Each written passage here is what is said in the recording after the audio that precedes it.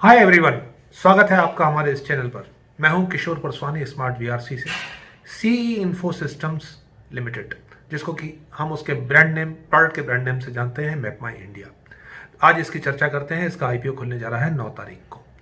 ये data and technology products sector में काम करती है।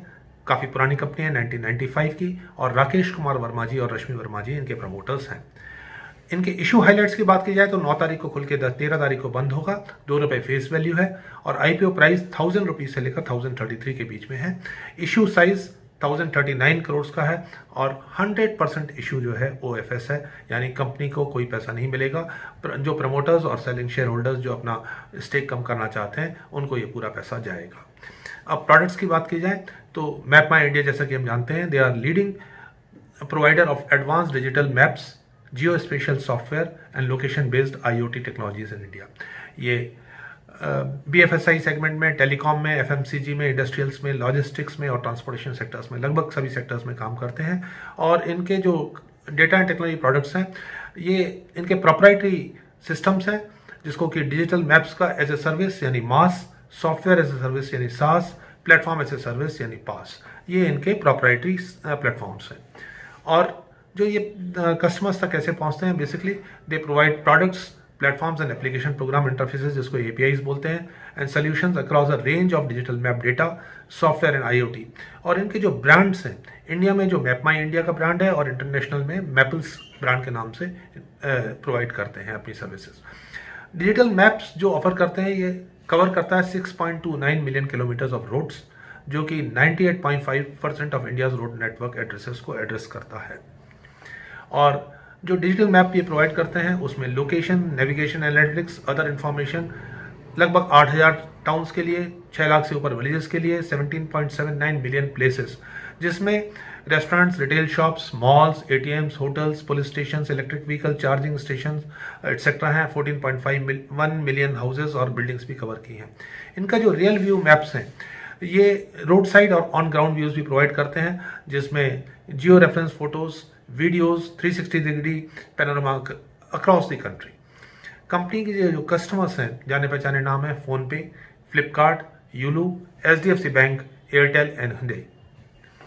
अब परफॉर्मेंस की बात की जाए तो इनके एसेट्स 339 करोड़ से बढ़कर 427 करोड़ हुए हैं। पहले 5% से बढ़े मार्च 20 में, फिर 19% बढ़े। अब रेवेन्यू और प्रॉफिट को अगर हम देखें तो रेवेन्यू फर्स्ट 2 ईयर्स यानी 18-19, 19-20 में फ्लैट रहा 163 करोड़ पे, फिर 18% जंप हुआ 192 करोड़ हुआ। प्रॉफिट जो 21% मार्जिन के साथ 34 करोड़ था, कम होकर 14% मार्जिन रह गया, 23 करोड़ हुआ। यहाँ डिक्लाइन हुआ 19-20 में, फिर लगभग 2.5 टाइम्स 150% बढ़कर 59 करोड़ हुआ विद 31% मार्जिन। और इनकी अगर हम क्वार्टर्स को कंपेयर करें 21 और 22 के, तो भी इनकी अच्छी परफॉर्मेंस रही है। टर्नओवर 74 करोड़ से बढ़कर 123 करोड़। अगर दोनों हाफ्स को देखते हैं, 66% की ग्रोथ ईयर ओवर ईयर। और इनके प्रॉफिट मार्जिन 24% से बढ़कर 38% हुए हैं और प्रॉफिट्स एब्सोल्यूट टर्म्स में 18 करोड़ से बढ़कर 47 करोड़, 162% से प्रॉफिट भी बढ़ा है। तो एक अच्छी परफॉर्मेंस रही है ओवर द ईयर्स इनकी। अगर एवरेज ईपीएस की बात की जाए 3 साल की तो 8.61 है। Average return on net worth 12.86, equity छोटी इक्विटी है 10.64 करोड़ की, प्री इशू एनएवी 76 का है और कंपनी ने भी कोई डिविडेंड नहीं दिया है।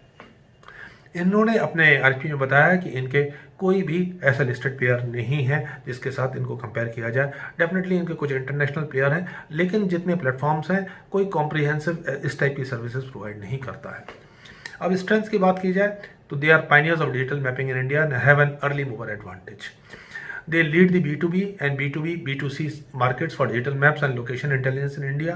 They have proprietary technology network effect, जैसे कि हमने देखा इनके 3 platforms, independent global geospatial products and platforms companies with strong data governance, prestigious customers जैसे कि हमने लिस्ट देखी थी, consistent profitable financial track record जो कि हमने देखा रिसेंटली। अब वीकनेस की बात की जाए तो they are dependent on the sectors in which they operate. तो जैसे सेक्टर्स की परफॉर्मेंस होगी तो इनके रेवेन्यू पे भी उस हिसाब से और प्रॉफिट पे फर्क पड़ेगा। सपोज ऑटोमोटिव इंडस्ट्रीज की अगर हम बात करें तो ये उनको डिजिटल मैप्स देते हैं OEMs को, तो डेफिनेटली अगर ये मार्केट अच्छा परफॉर्म करता है या एडवर्स इफेक्ट होता है तो उसका इम्पैक्ट इनके परफॉर्मेंस पे भी आएगा। They are dependent on the success of their R&D team. Major R&D activities इनके एक सब्सिडरी है वीडी टेक जो कि इनके लिए करती है। और liberalisation of digital mapping industry में इंक्रीज कंपटीशन, अभी हाल में ही गवर्नमेंट ने इसको ओपन अप कर दिया है जिसके लिए कोई ऐसा रेगुलेशन नहीं है, तो डेफिनेटली इनके लिए कंपटीशन खड़ा हो सकता है। They are dependent on a number of customers for significant portion of revenues, limited number of customers पर डिपेंडेंट है for significant portion. Pre issue share holding 61% से कम होकर 53% रह जाएगी। Average cost of acquisition nil से लेकर 64 रुपीज़ के बीच में है प्रमोटर शेयर होल्डर और सेलिंग शेयर होल्डर्स के लिए। ऑब्जेक्ट जो कि 100% OFS है, तो मेन ऑब्जेक्टिव इनका एक ही है, लिस्टिंग बेनिफिट्स के लिए ये इशू लेके आए हैं। तो अब कस्टमर को, एक इन्वेस्टर को करना क्या है? अगर स्ट्रेंथ्स को हम जरा सा रिव्यू कर लें तो they are pioneers of digital mapping, leading the B2B and B2B and B2C segments. Proprietary technology है, कॉम्पिटिटिव एज है इसीलिए इनका, prime mover advantage, first mover advantage है इनका, consistent profitable financial track record, जैसे कि हमने देखा पिछले 3 साल की परफॉर्मेंस और फर्स्ट हाफ की परफॉर्मेंस भी। नेगेटिव्स में देखें तो कंपनी हाईली प्राइस जरूर है, वैल्यूएशन स्ट्रेस जरूर है, लेकिन न्यू एज कंपनी है, प्रॉफिट्स में है, तो डेफिनेटली एक अच्छा प्रीमियम कमांड करेगी लिस्टिंग पे भी और उसके आगे चल के भी। तो एक इन्वेस्टर कंफर्टेबली इसमें इन्वेस्ट कर सकता है, लेकिन मार्केट के अनसर्टेनिटी को देखते हुए लिस्टिंग पे ध्यान जरूर देना है कि शेयर का मूवमेंट किस तरफ हो रहा है और अपना डिसीजन ले सकते हैं।